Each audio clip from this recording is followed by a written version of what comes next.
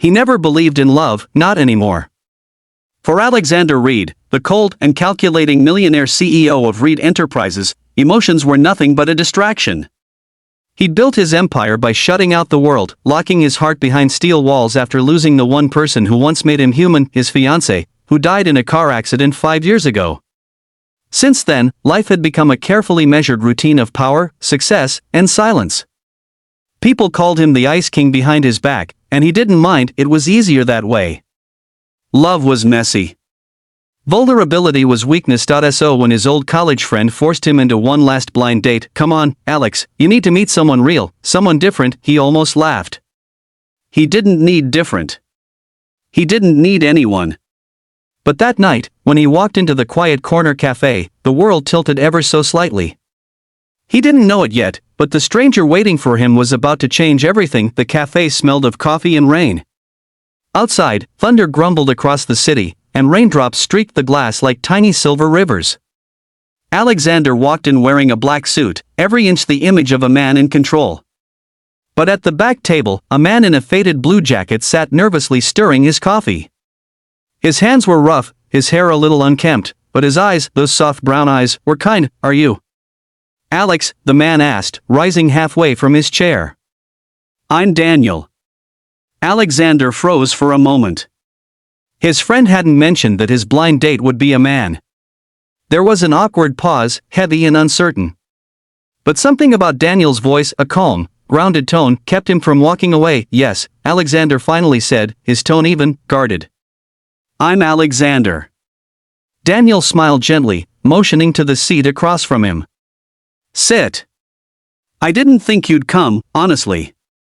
"Neither did I," Alexander murmured, removing his coat. For a while, they talked, Daniel talked, mostly about his daughter Lily, who was 6 and obsessed with stars. About fixing cars at his small garage. About how he worked long nights so she could have a better future.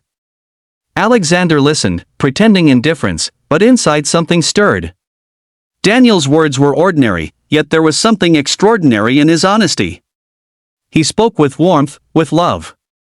He wasn't trying to impress anyone, he was just real. When Daniel mentioned his daughter's drawing of a rocket taped above their broken heater, his eyes softened. "She says we'll fly someday," he said with a laugh. "Even if it's just in our dreams." Alexander looked at him then, not the worn clothes, not the oil stains on his hands, but the strength behind them.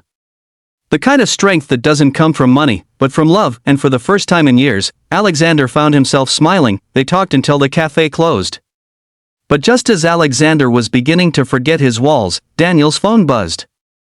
He frowned, listening. Then his expression fell. "It's Lily's babysitter, she's burning up. I need to go."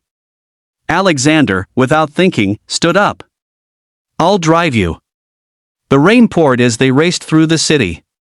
In the car, Daniel kept murmuring under his breath, half to himself, half to God. "Please, let her be okay." Alexander gripped the wheel tighter, feeling something unfamiliar, fear for someone else. When they arrived, Daniel rushed upstairs to his small apartment, and Alexander followed. Inside, he saw a little girl curled on a couch, cheeks flushed, breathing unevenly.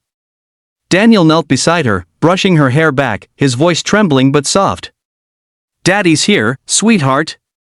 The sight hit Alexander harder than he expected. It was pure love, raw, unconditional. The kind of love he'd long forgotten existed that night. After helping Daniel get medicine and waiting until the fever broke, Alexander left quietly. But as he drove home, the image of that man and his daughter lingered in his mind. The warmth in that tiny apartment was more real than anything his penthouse had ever held days past. He tried to bury the memory under work.